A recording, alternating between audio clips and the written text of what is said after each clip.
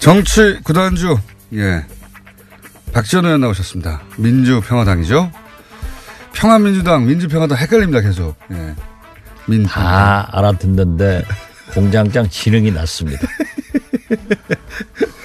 자, 오늘 어디서부터 시작할까요? 항상 나오시기 직전에 페이스북에다가 제가 페이스북을 안 해가지고 잘 모르는데 저희 작가들이 알려줘요. 오늘도 나가는데 공동교섭단체 구성 이야기, 한국당 바미당 어쩌고 저쩌고 김영철 이야기 예상됩니다. 그리고 또 틀림없이 안철수 대표 얘기할 텐데. 그건 공장장의 단골 메뉴이기 때문에 저는 절대 답변 안 합니다. 이제 안철수 얘기하기는 틀렸어요. 지났어요. 틀렸어요. 하실 것이면서. 어쨌든 어제가 바로 저희 노회찬 대표가 나오신 날이라 가지고 이렇게 얘기하시더라고요. 정중하게 검토해보겠다. 거기는 이제 의사결정 구조가 의원들만 결정하면 되는 게 아니니까 쉽지가 않은 거죠. 그쪽도. 그렇죠. 예. 네. 쉽지가 않은 건데 민주평화당에서 먼저 나온 얘기지 않습니까? 일부 의원들을 통해서. 그죠? 어떤 이야기가 오갔어요? 저는 구체적으로 잘 몰랐고, 네. 정동영 의원이 저한테 찾아와서 그러한 얘기를 했습니다. 그래서 저는 좀 심각하게 생각해 보자. 그때 우리가 창당 바로 했는데 우리가 왜 창당을 했느냐. 정체성과 가치관 때문에 했는데 만약 정의당과 우리가 정치성이 맞는가. 우리는 있는 부분도 있겠죠. 예. 우리는 중도 개혁이고 거기는 진보다. 그리고 우리의 가치관은 목표는 대중정당이기 때문에 집권에 있고 정의당은 굉장히 가치관 이념을 중시하는 정당인데 거기도 집권에 있습니다. 목표는 좀 집권 얘기는 하지만은 우리 민주평화당이나 정의당이나 집권하려면 요원하죠. 예. 그래서 여러 가지 얘기를 했는데 이제 결론적으로 보면은 우리 당 의원들은 원내 교섭단체가 아니니까 굉장히 국회 그렇죠. 의정활동하는데 서러움을 받아요. 원내 교섭단체가 되는 것이 왜 중요한지 이 일반인들에게 좀 설명해 주십시오. 간단하게. 잘 모르거든요. 국회의원 안 해보면. 첫째는 모든 의사 일정의 결정은 원내 대표 간에 합의가 돼야 됩니다. 그러니까요. 그러니까 그 논의의 대상에 못 들어가고. 그래서 국회 운영에 전혀 참여의 길이 없는 거예요. 그러니까 모르는 채 일정이 끌려다녀야 되는 그렇죠. 거죠. 모르는 채 전혀. 그리고 또 상임위 본위로 국회가 운영되는데 상임위에서 원내 교섭단체 대표들만 간사로 참여한단 말이에요. 네. 그러니까 17개 상임위에서 전혀 상임위 할 때도 관계가 안 돼요. 그러니까 주제도 정할 수 없고 일정도 정할 수 없고. 맨 처음에 정의당과 우리 민주평화당의 공동교섭단체 구성할 때 그렇게 하면은 국고보조가 연 51억이 더 나옵니다. 만약에 그런 교섭단체가 되면. 그렇기 때문에 지금 각 정당의 재정이 아주 어려우니까 우리가 국고보조도 받을 수 있고 그렇게 국회 운영도 할 수 있다. 운영도 참여할 수 있다. 그래서 제가 한 얘기는 그거예요. 우리가 당당해야지. 과거 정치가 아니다. 국민의 혈세 51억을 같은 당도 아니고 다른 당이 공동교섭단체를 만들어 가지고 더 받는다고 하면은 얼마나 많은 비난이 따라오겠느냐. 응원도 있을 수 있습니다. 그리고 정반대로 중앙선관위에 문의를 해보자. 그게 당장에 문의를 해보니까 공동교섭단체를 구성하더라도 전례가 없지 않습니까? 정당이 다르면은 국고보조가 안 나와요. 그러니까 조금 사실상 좀 주춤했던 건데. 그런 이유도 있군요. 지금 제가 어제 김영철 방남 북한 사람들 한국 온 것에 대해서 현안 질의를 했어요. 그런데 한 3시간 전에 합의를 해가지고 장병원 원내대표가 우리 당에서는 한 사람이니까 나갈 사람 없으니까 좀 해달라. 그래서 평소 실력으로 나간 거예요. 저는 대북 실력이 있잖아요. 그렇지만 전문가시죠. 예. 야, 어제 저녁 이렇게 뉴스를 보니까 예. 어떤 방송국은 예. 전부 두 사람, 네 사람 하는데 우리는 빼더라고요. 그리고 예, 맞습니다. 이 한국당 예. 여기는 두 사람, 세 사람 하는데 세 사람 멘트를 쓰더라고요. 그래서 야, 아직도 저런 편집을 하는구나 했는데 그러한 것에 굉장히 서름을 받아요. 그렇죠. 맞습니다. 그렇기 때문에 언론도 예. 언론도 기본적으로 교섭단체가 아니면 일정도 조절 못하죠. 주제도 조절 못하고 그냥 부르면 가고 그리고 뭘 이야기할지는 가서 알게 되는 비교섭단체에 대해서는 보도도 잘 안 해요. 안 하죠. 예. 예. 그렇기 때문에 그러한 것을 해결하는 의정활동을 하기 위해서는 그런 필요성이 있습니다. 그런 필요성이 그렇지만 있죠. 아직도 예. 우리가 과연 정치선거 가치관을 무시한 채 해야 되는가 이렇게 되니까 우리 당에서 결과적으로 박지원이만 반대하는 것으로 돼 있어요. 그러니까 지금 대표님은 그 전반적인 분위기는 필요가 있다는데 대표님은 야 이건 좀 고민해 봐야 된다. 유보적인 스탠스이시고요. 그리고 정치인데 예. 이러한 것을 하기 위해서는 첫째 예. 대국민 설득이 필요합니다. 예. 그리고 그렇죠. 오늘 아침에 이런 질문도 해 주신 게 예. 우리가 설득하는데 평가를 할 거예요. 예. 듣고 이제 그리고 사람들이 평가하겠죠. 더 중요한 것은 정의당은 방금 말씀하셨지만은 의원들의 생각보다는 전당원 투표를 하거든요. 거기에서 어떤 결과를 나올까를 모르니까 조금 더 대화를 해보자. 좀 더 고민해보자. 이런 거예요. 같이 고민을 많이 해봐야 되겠죠. 예. 그러나 예. 가장 좋은 것은 문재인 대통령이 좋을 거예요.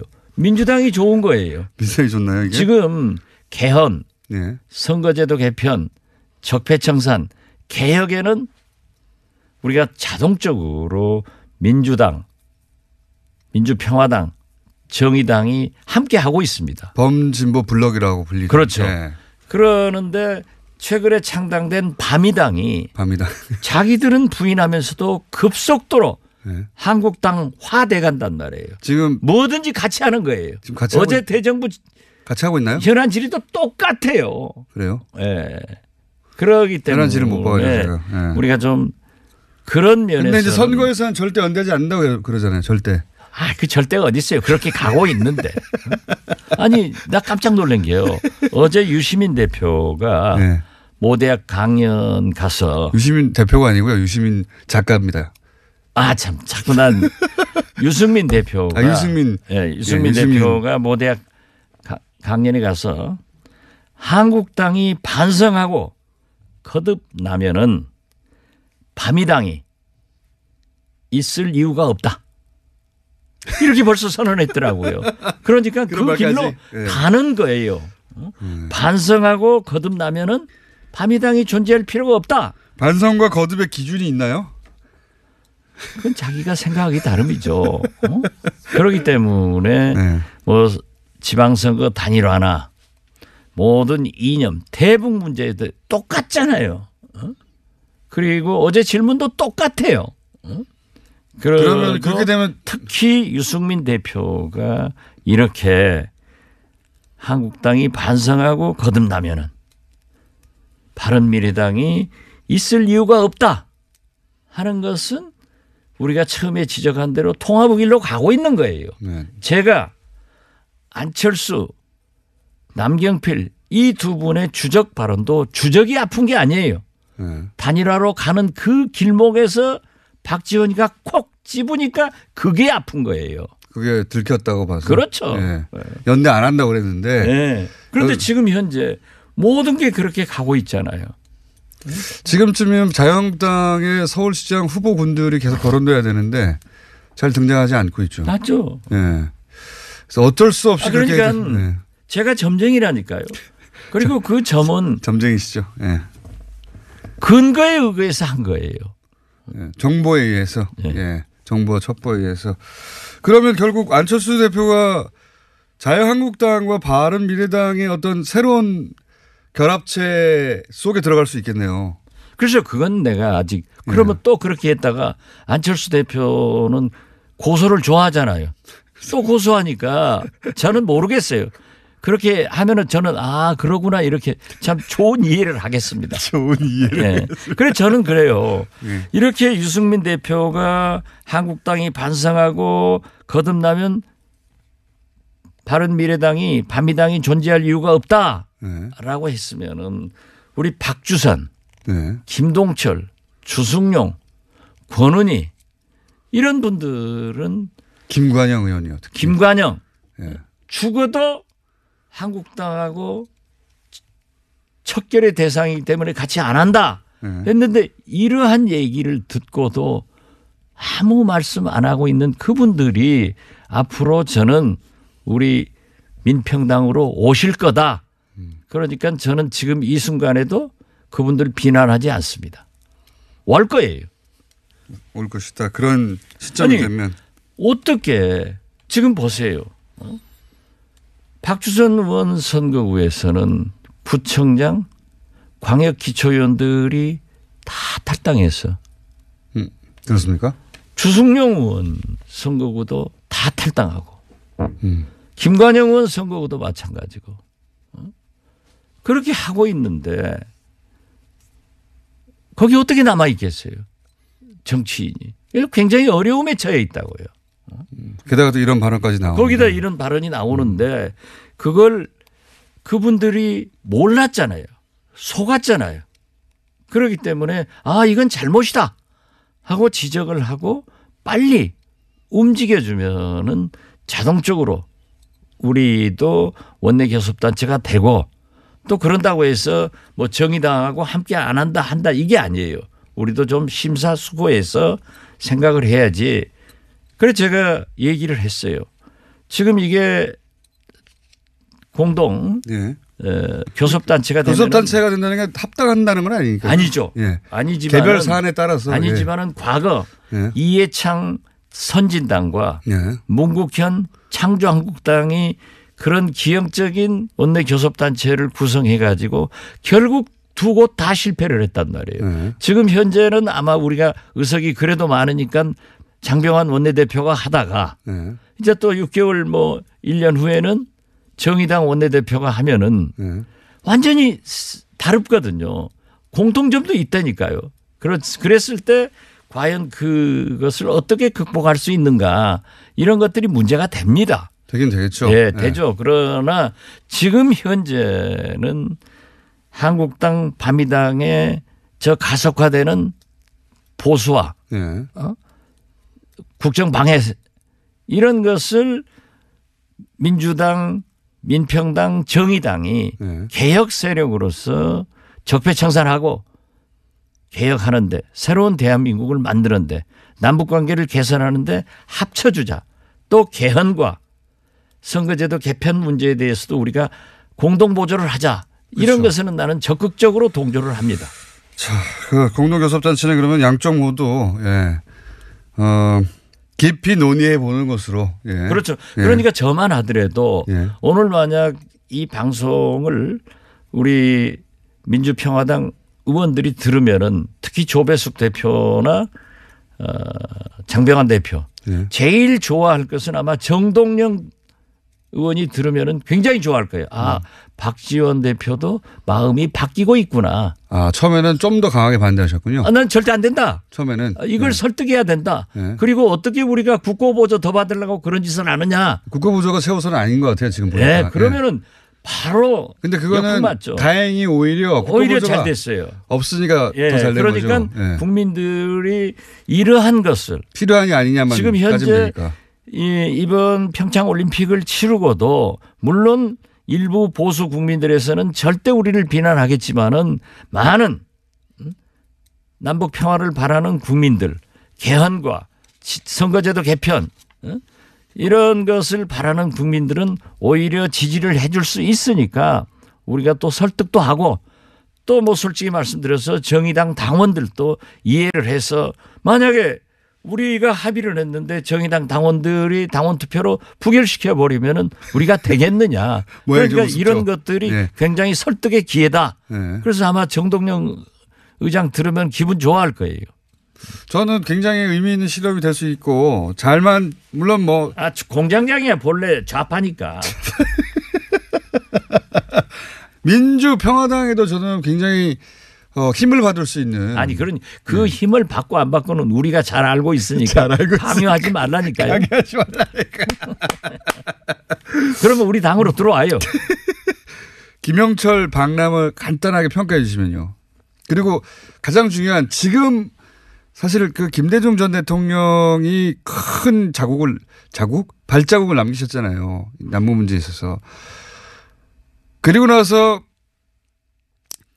노무현 대통령 때 한 번 기회가 있었고 그 10년간은 뭐 전혀 다 망가진 채였다가 다시 세 번째 기회가 오고 있는 것 같은데 김영철 박람 자체는 사실 중요한 거 아닌 것 같아요. 누가 왔든 간에. 그것도 굉장히 중요합니다. 그렇습니까? 왜냐하면은 예. 지금 어느 정도 와 있다고 보십니까? 평가를 해 주시죠. 김영철, 예. 최희 예. 이런 분들은 미국 정부의 제재 대상도 되지만은 더 큰 유엔 안보리 제재 대상 인물이에요. 그렇죠. 그리고 거의 500명 정도의 박람단이 네. 우리 박람을 했지 않습니까? 네. 그러한 것은 안보리 미국의 제재 대상입니다. 미국이 다 근데 허용해 줬다는 그런데 거니까? 그것을 예. 저는 문재인 대통령 이 정부가 미국을 잘 이해해 가지고 협력 속에서 이루어진 거기 때문에 상당히 의미가 있다. 그 자체로. 예. 저는 그렇게 봅니다. 그런데요. 그렇게 말씀하시니까 그러네요. 제가 예. 어제 그 국회 현안 질의에서도 얘기를 했지만은 사실 역대 보수 정권에서 훨씬 남북관계 개선을 위해서 역사적으로 잘했습니다. 제가 노태우 정권 때 북방 외교. 제가 예. 그 실력 없으면 제 말을 들으라니까요. 자꾸 그렇게 하면은 방송이 송영길 나경원 방송돼. 이게 들리는 게 아니라 소음만 나 소음. 이런 방송을 듣고 우리 TBS 애청자들이 예. 박지원이 실력이 있구나. 네, 알겠습니다. 그리고 죄송합니다. 이렇게 됐구나 하지. 왜 이렇게 자꾸 잡음을 넣어. 실력을 뽐내주세요. 자, 보세요. 제가 2000년 6.15 남북 정상회담의 특사로 그렇죠. 북한 측 인사들을 만났을 때 네. 그분들이 얘기하는 거예요. 그런데 역대 보수 정권이 진짜 남북관계 개선을 위해서는 큰 공을 세웁니다. 네. 박정희의 남북 7.4 공동성명, 네. 노태우의 남북 기본 합의서, 네. 이게 교과서입니다. 북한에 가면은. 네. 여기에 박근혜가 저희들의 알선으로 평양을 가서 김정일을 만납니다. 전용기로 갔죠. 그렇죠. 네. 예. 그리고 MB도 네. 남북 정상회담을 추진했습니다. 네. 박근혜의 한반도 신뢰 프로세스에서는 비핵화의 전제 조건 빗장을 없애버렸습니다. 네. 그리고 더 좋은 것은 김영철하고 이 한국당, 바미당 그 정권에서 회담을 합니다. 네. 그리고 3년 전, 군사회담을 하죠. 예, 네. 3년 전 인천 아시안 게임 때 바미당, 한국당 국회의원들이 인공기 옆에 가서 우리는 하나다라고 북한 선수를 응원합니다. 폐막식 그리고 때도 가고요. 네. 그 제재 대상 인물인 황병서 정치총국장, 강경파인 최용해, 네. 김양건 이런 분들한테 악수하려고 뛰어다녔습니다. 폐막식 때 군복 입고 왔죠. 그리고 그렇죠. 예. 그렇게 남북 관계에 기여를 하신 분들이 왜 그때는 비행기로 오니까 활주로에 안 들어 넣어요? 왜 그때는 체포하지 않고 사살 안 시켰어요? 이제 하니까 천안함 얘기하면서 통일대로에 들어눕고 네. 체포해라 사살해라 이런 것은 말이 안 된다. 그때는 옳았고 지금은 틀리냐. 그래서 그걸 지적하는 거예요. 그래서 저는 이 김영철 이분들의 방남은 유엔 제재도 미국도 특히 문재인 정부와 트럼프 미국 정부 간에 굉장한 신뢰가 쌓여 있고 협력이 이루어진 결정판이다. 저는 그렇게 봅니다. 이제 알아들었겠어요? 잘 알아들었습니다. 네. 그 정도는 알아야 돼요. 잘 알아들었고요. 그러면 경험으로 보시건데 직접 남북 관계를 최전선에서 조율하셨던 경험으로 보시건데 지금 잘 가고 있는 겁니까? 잘 가고 있습니다. 그렇습니까? 제가 이 방송에 나와서 그랬잖아요. 네. 문재인 대통령이 평창 기차 속에서 미국 MBC 기자 인터뷰를 할 때 한미 군사훈련을 연기를 요청하겠다. 그러니까는 우리나라에서도 바글바글 끓고 미국에서도 바글바글 끓었어요. 그때 저는 한미 정부 간의 합의가 됐다. 그리고 지금 미국에서 저렇게 거부 반응을 내는 것은 북한을 압박하기 위해서 이루어진 건데 이번에는 아주 제대로 잘 협력을 해서 평창 동계올림픽을 강원도 동계올림픽으로 전락시키지 않고 평화올림픽으로 흑자까지 내는 대성공을 했다. 저는 그렇게 봅니다. 알겠습니다. 오늘 여기까지 해야 되겠습니다. 오늘은 여러 번 혼난 제가. 그런데 사실 한마디만 더 말씀드리지만은 지금 남북 정상회담을 앞두고 북한 특사를 파견하자 이런 얘기를 하고 있지 않습니까? 저는 어제 국회 대정부 질문에서 그런 얘기를 했어요.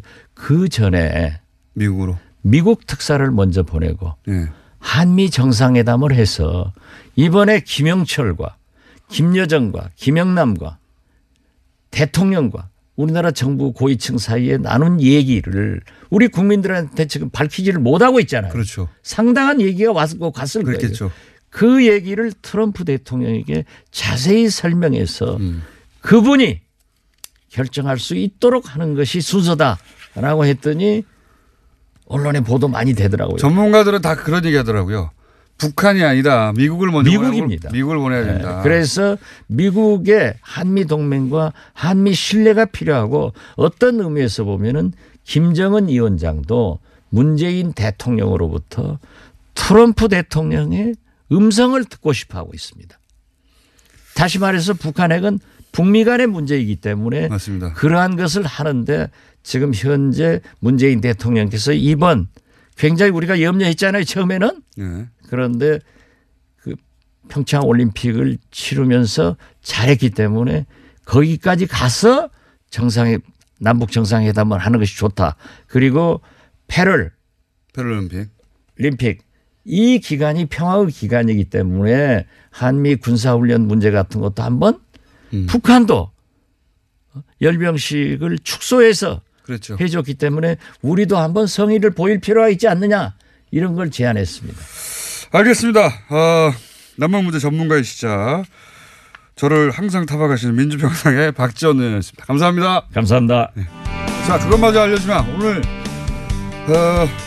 박지원 대표님이 시간을 또 약 한 4분 정도 제 시간을 너무 뺏으시네요. 후루룩 드시고 가셨기 때문에 오늘 좀 빨리 하겠습니다. 안 그래도 짧아서 스피디하게 진행했는데 조금 더 스피디하게. 자, 그럼 거꾸로 제가 여쭤보는 걸로. 네, 알겠습니다. 자, 문재인 대통령은 지금 현재 숫자가 어떻습니까?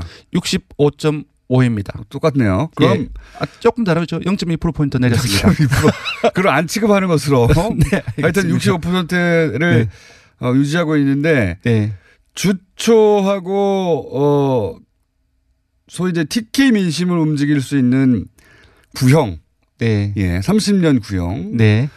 TK에 본 거지 않겠습니까? 그리고 여기 그렇습니다. 촛불 집회 때도 사실 이 지역의 민심이 가장 이제 우호적이었는데 여기서 주초에 이런 일이 있었어요. 김영철 방남과 그렇습니다. 그걸 자유한국당에서 크게 이슈화했죠. 그렇습니다. 크게 이슈한 게 한 번 있었고 그런 다음에 또 이제 여론 지형이 움직일 때가 이제 박근혜 전 대통령의 30년 구형이 있죠. 30년 구형. 물론 그걸 박수 치는 분들도 있고요.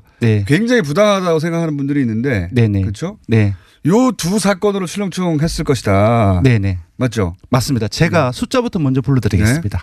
그래서 문재인 대통령이 65.5%이고요. 부정평가는 30.6%입니다. 좀 올랐습니다. 더불어민주당은 거의 비슷합니다. 0.1%포인트 오른 49.4%이고요. 자유한국당이 모처럼 20%를 넘었습니다. 20.3%입니다. 1%포인트 올랐고요. 바른미래당이 2주째 한 자릿수로 약세를 보이고 있습니다. 7.2%, 0.1%포인트 올랐지만 거의 비슷합니다. 정의당은 3주째 내림세를 보이고 있습니다. 0.7%포인트 하락해서 4.5%. 민주평화당은 조금 올랐어요. 0.4%포인트 올라서 3.4%. 호남 같은 경우는 민주평화당이 처음으로 10%선을 넘어섰습니다. 호남에서는 민주평화당의 존재감을 좀 민주당이 61.1%로 거의 다 가지고 가고 있고요. 평화당이 11.4%, 바른미래당이 계속 약세를 보이고 있습니다. 4.7%입니다. 자, 보시면은 바른미래당은 더블 스코어로 평화민주당이 지고 있네요. 민주평화당이 참 변화가 거의 없는데 역동적으로 변했습니다. 아까 지금 결과적인 평균치는 같은데 역동적으로 변했습니다. 문재인 대통령은 64.8%가 지난주 금요일이었는데 월요일 날에 68.2%로 모처럼 만에 거의 70% 가까이 올랐어요. 그런데 어제 62.7%로 떨어졌습니다. 비슷한 현상이 민주당에도 일어났습니다. 금요일 날에 지난주 금요일에 47.5%로 기록했다가 51.3%로 월요일 날 올랐어요. 근데 수요일 날에 47.2% 상당폭이죠. 떨어졌습니다. 자유한국당 거꾸로겠네요. 맞습니다. 거꾸로입니다. 자유한국당은 지난주 금요일 날에 19.6%였어요. 근데 월요일 날에 18.9%였고 근데 어제 21.8%로 지금 일간입니다. 전부 올랐습니다. 완전 반대죠. 물론 요걸 평균 내면 거의 비슷한데 평균 내면 비슷한데 지금 이제 기점으로 두 사건을 거론했는데 한 사건이 김영철 방남으로 맞습니다. 자유한국당이 통일대교에 가서 풍찬 노숙을 했죠. 맞습니다. 지금 저희들이 그때 확 떨어졌어요. 저희들이 보고 있는 것은 통일개교의 그러한 어떤 모습들, 퍼포먼스가 사실상 일반 국민들 같은 경우 이미지로 판단하는 게 되게 많거든요. 그렇죠. 이제 장제원 의원의 모습이라든지 그런 걸 이미지로 판단하기 때문에 부정적 여론이 사실상 많이 돌았던 게 사실입니다. 그래서 지금 이제 월요일 날의 변화는 사실상 좀 장애투쟁의 그런 어떤 이미지에 어떤 부정적 효과로 인한 반사이기 아닐까라는 노력과는 상관없이 확 떨어졌어요. 맞습니다. 근데 이제 화수요일날 거치면서 이제 당청 같은 경우는 많이 떨어졌고 한국당은 올랐지 않습니까?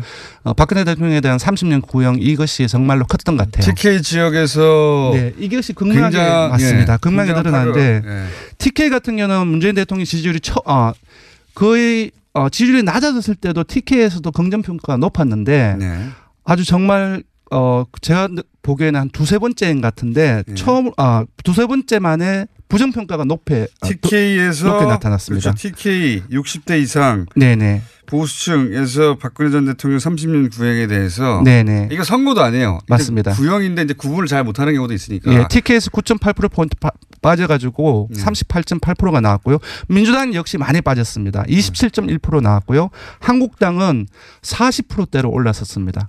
되게 비슷했는데 지금 TK에서. 많이 벌어지는 상황입니다. TK에서 박근혜 전 대통령 구형인데 선고가 아니라 구형인데도 이미 30년 감옥에 들어가는 걸로 결정된 것으로 받아들인 연령대들이 많이 있어요. 실제로. 그리고 그런 효과도 있고. 그렇습니다. 요 TK 지역에서의 여론의 큰 폭으로 움직임. 그러니까 이것도 역시 자유한국당이 노력하고는 상관없어요.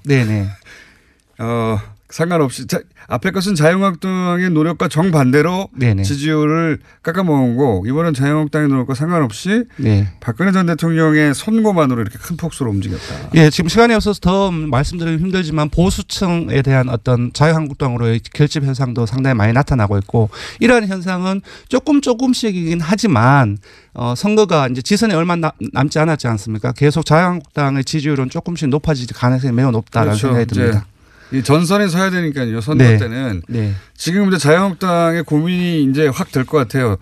자유한국당의 노력으로 올라가는 경우는 별로 없는데 박근혜 전 대통령 때문에 이렇게 훅 크게 움직이면은 근데 박근혜 전 대통령 관련해서 친박들을 다 출당하거나 근데 이 효과 같은 경우는 사실상 일시적 효과에 그칠 가능성이 높습니다. 선거 때 이거 이용하고 싶거든요.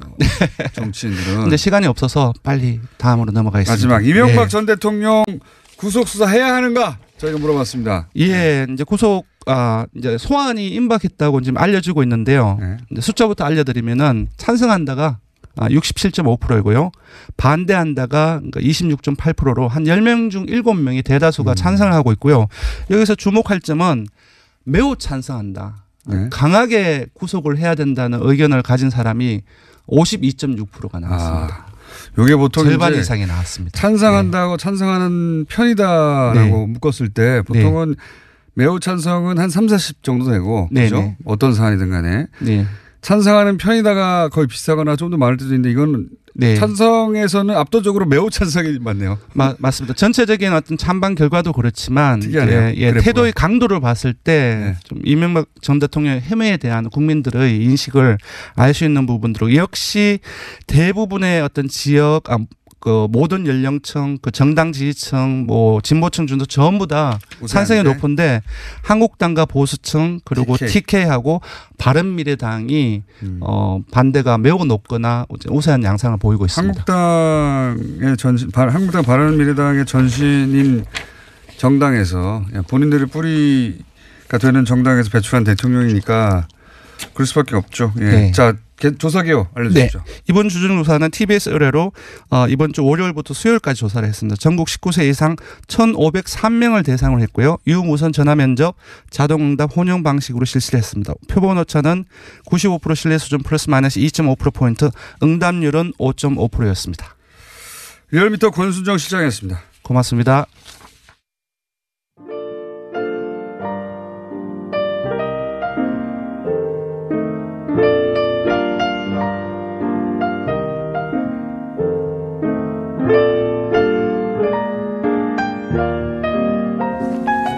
자, 불친절한 AS 남과 여 러브스토리 나오는 이 코너에 대해서 반응이 극명하네요. 너무 좋습니다. 이런 반응과 도통 무슨 말인지 모르겠어요. 머리가 아파요.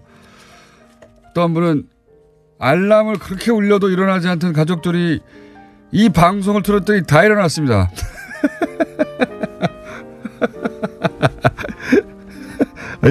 제일 재밌는 건 이거네요. 남과 여 연령 등급을 둬야 되겠습니다.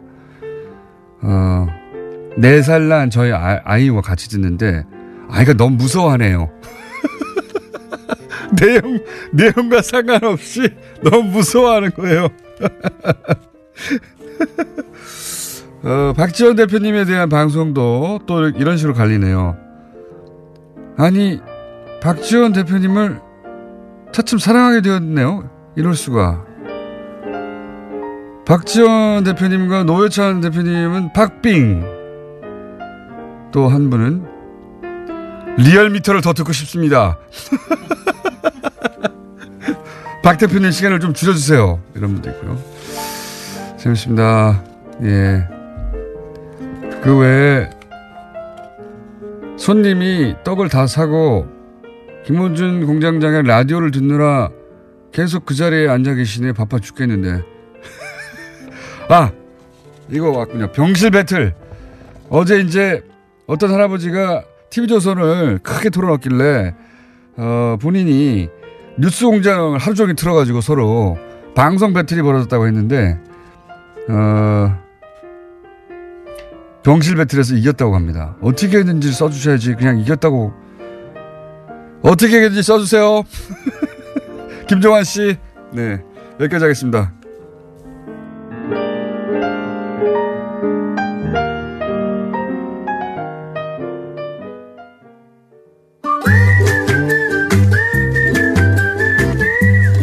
도시혈축과 김진애 박사님 나오셨습니다. 네, 안녕하십니까. 3.1절입니다.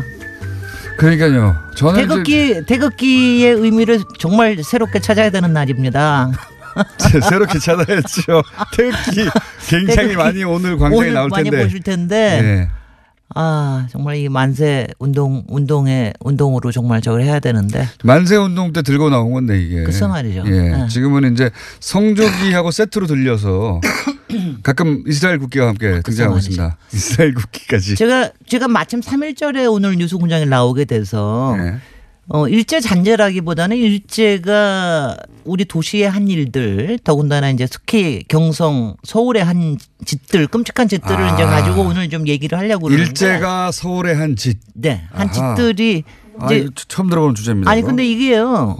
일제가 남긴 건물 이런 차원이 아니라 그런 차원이 아니라 한 도시에. 집들에, 왜냐하면 이게 말하자면은 도시라고 하는 게 얼마나 사람들의 마음을 움직이고 사로잡고 위협적이고 상징적일 수 있고 이념적일 그렇죠. 수 있다는 걸 완전히 드러내는 때가 사실은 이 제국주의 때거든요. 그러니까 새로운 권력이 오면서 도시를 완전히 바꿔놓습니다. 그러니까 제가 이제 이거를 이게 상세히 얘기들이 뭐 있는 시간이 되지도 않지만 그냥 몇 가지만 얘기 드리면 상징적으로 여러분들 아마 가장 잘 아실 건 조선 총독부 네. 건물이 없어진 걸 거예요. 그렇죠. 이제 광복 50주년 때 김영삼 대통령이 이제 허물었기 때문에 그거는 이제 왕궁에 대한 거를 왕궁에 앞에다 세운 거니까 왕궁을 막은 거죠. 왕궁을 완전히 저기를 한 거죠. 경복궁 앞에다가 일제가 건물 세워버린 거니까. 그런 거죠. 네. 그다음에 이제 서울역을 세운 거는 뭐 굉장히 좋은 것 같지만 이거는 완전히 식민지를 이제 그야말로 수탈하기 위한 그렇죠. 수단입니다. 전국에서 기차를 하고요.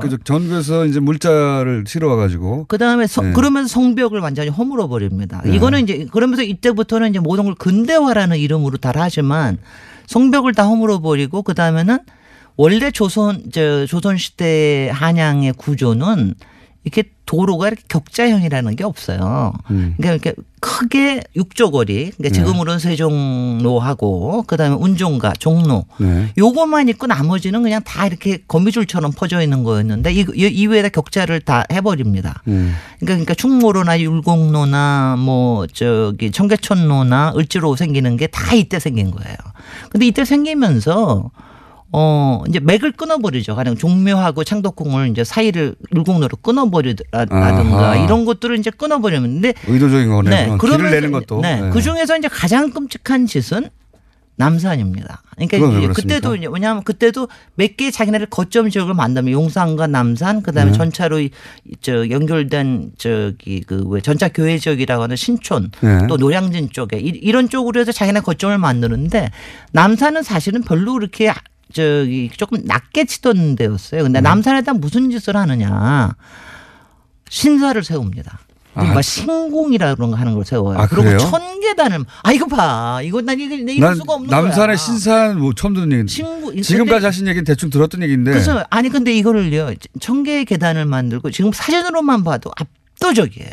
그러니까 밑에서 이렇게 쭉 올라가는 걸 보면 위에 신궁이 안 보여요. 그리고 계단만 쫙 올라오고 일본식의 왜 도리라는 거 있잖아요. 그러니까 문에 세워놓는 거. 네네네. 그게 앞에 거대한 게 서 있고 계단만 쫙 보이는 엄청난 공간이에요. 그리고 거기에 한국 사람들은 다 가서 거기에 가서 참배를 하죠. 특히 태평양 전쟁 때는 몇백만이 거기 가가지고 참배를 합니다. 이게 정신교육의 수단입니다. 몰랐습니다. 그거는. 그러니까 이런 게 정신과 그다음에 권리와 그다음에 수탈과 이런 것들이 다 맞물려서 도시를 만든 게 일제 때예요. 근데 이제 그 중에서도 사실은 제가 뭐 여러 가지를 더 얘기를 했지만 제가 사실 제일 끔찍했었던 거는 뭐냐면은 이제 도로만 격자형으로 만든 게 아니라 나중에 무슨 짓을 하냐면 여기에다가 방사상 도로를 만들려고 그래요. 서울을 방사상 도시로 만들려고 하는 계획을 38년도에 세웁니다. 그게 뭐냐면 진해를 좀 아실 텐데 진해가 일제가 만든 도시인데 거기에 보면은 방사상으로 돼 있거든요. 그게 말하자면 그때 당시에 베르사유라든가 이런 데서 방사상이면 아주 근사해 보이고 이런 건데 그 계획을 완전히 세워놔요. 그 도면을 보시면 놀랍습니다. 그냥 완전히 잘라가지고 인사동을 완전히 가로질러가지고 큰 도로 만들고 거기다 그다음에 광장 만들고 이게 다행스러운 건 뭐냐면은 그 다음에 태평양 전쟁이 일어나서 자기네들이 더 이상 여기다 돈을 쏟아부을 수가 없으니까 이게 취소가 됐어요. 취소가 됨으로 해서 그나마 서울의 권력이 그나마 남아있는 겁니다. 그러니까 이게 자기네들이 일제가 이렇게 공부를 하다 보면은 일제는 자기네들이 근대화에 뭐 기여한 바가 있고 이런 소리들을 하지만 도시를 착취를 하면서 도시의 정신을 마비시키고 시민들의 정신을 그야말로 자기네들 세뇌시키고 이러면서 구조를 이게 공간의 힘이라는 게 그런 힘이라는 게 엄청나게 크다. 그런데 제가 이제 그 이후의 얘기를 다 알 수는 없고 오늘 이제 딱 두 가지만 제기를 할게 뭐 시간이 얼마 안 남았으니까 오늘 남산 신공에 대해서도 전혀 그런 건 몰랐다. 저는 이런 몰랐어요. 얘기하니까 네. 이런 거거든요. 네. 그러니까 오늘 작가가 써주는데도 내가 끔찍한 짓들이니까 몇 가만 얘기해 주세요. 근데 작가가 맨 마지막에 네. 이 얘기를 하는 거예요. 우리는 왜 이런 역사를 잘 모를까? 이게 저는 굉장히 중요한 거라고 하는 생각을 해요. 왜냐하면 지금도 사실은 근데 그 일제 덕분에 우리가 근대화됐다고 하는 주장들이 최고 수준의 학자들이 하고 있으니까요. 글쎄 말이죠. 근데 그 서울대학교에 있는 사람들이 근데 이제 김영삼 대통령이 그때 역사 바로 세우기 하면서 그때 당시에 광복 50주년 하면서는 상당히 좀 이제 이런 얘기들이 좀 됐는데 사실은 이런 게 일상적으로 배워야 됩니다. 더구나 이 작가는 건축가 나온 사람이에요. 근데 그런 거 하나도 몰라요. 안 배우는 거예요. 그렇죠. 그러니까 이런 거 어릴 때부터 배워야 됩니다. 맞아요. 네. 배워야 돼요. 그거 하나 하고요. 그다음 네. 두 번째는 그러니까 공간이라는 게 참 흥미로운 게 흔적이 남아 있지를 않으면 기억이 다시 새롭게 나올 수가 없어요. 이게 참 저거든요. 그런 잔재는 없어야 되지만 기억을 하게 만드는 게 굉장히 중요한 일이에요. 이런 일을 이게 굉장히 지혜롭게 해야 되는 일이거든요. 저는 오늘 3.1절 행사가 서대문 형무소 앞에서 이제 처음으로 5개 행사가 했는데 서대문 형무소는 바로 그거거든요. 아픔이 있지만 거기를 다시 기억으로 만든 그게 잔재 아닙니까? 그냥 없애버려야 될지도 모르지만 그렇게 하는 방식을 어떻게 만들어야 되느냐. 이게 굉장히 중요한 일입니다. 공간의 의식을 만들어내죠. 네. 그래서 일정 정도. 그걸 잔재라고만 얘기하지 말고 역사의 흔적과 기록의 기억 이것들을 우리 실제로 공간이 있어야지 우리가 이렇게 말하자면 이제 자꾸 얘기를 하게 됩니다. 일제는 그걸 하려고 한 거죠. 그럼요. 일제는 공간을 걔네들은 통해서 통해 가지고 완전히 지배하려고 들었고 공간을 본인들 뜻대로 만들어서 우리 의식을 지배하려고 했는데 네. 우리는 그걸 지나고 나서 네. 이 공간이 의식에 영향을 미치는 것에 대해서 무심하거나 모르거나 가르치지 않고 지나가 버린 글쎄 거죠. 말이죠. 네, 그래서 이제 그런 부분들에 대해서 제가 좀 이제 오늘 마침 3.1절이니까 저도 이거를 공부하고 연구하면서 굉장히 많은 자료들을 이제 보게 요새는 이제 많은 자료들이 좀 나와 있어요. 학술적으로는 이제 굉장히 많이 연구가 되어 있는데 이거를 대중의 기억 우리가 이제 정말 다 같이 집합적으로 시민으로서 기억하는 이런 것들은 앞으로 굉장히 필요할 것 같습니다. 그런 집단 지역 굉장히 중요한데 그건 학교에서부터 가르쳐야 되거든요. 그럼요. 어릴 때부터 가르쳐야 됩니다. 그래서 자연스럽게 네. 그 우리나라 사람들이 독도는 우리 땅이라고 배운 이후로부터 그냥 자연스럽잖아요. 모든 게. 그렇습니다. 그런 그렇게 자연스럽게 습득해야 될 기본 지식이다. 그런 거를 이제 좀 적극적으로 하십시다. 네. 그 남산 신사 말고 또 있나요? 혹시 충격적으로 알게 되면은 사람들이 그랬어? 그래서는 아까 뭐 제가 얘기한 도시계획은 도면 뭐 저희는 뭐 전문 분야에서는 굉장히 충격적인 거거든요. 아, 도면. 그다음에 세운상가 같은 것도 일제 때문에 만들어진 그래요? 거거든요. 일제 때 세운상가? 그때 그거 태평양 전쟁 동안에 시간이 다 됐습니다. 다음 주에 하겠습니다. 김진애 박사님이었습니다. 안녕. 감사합니다. 안녕.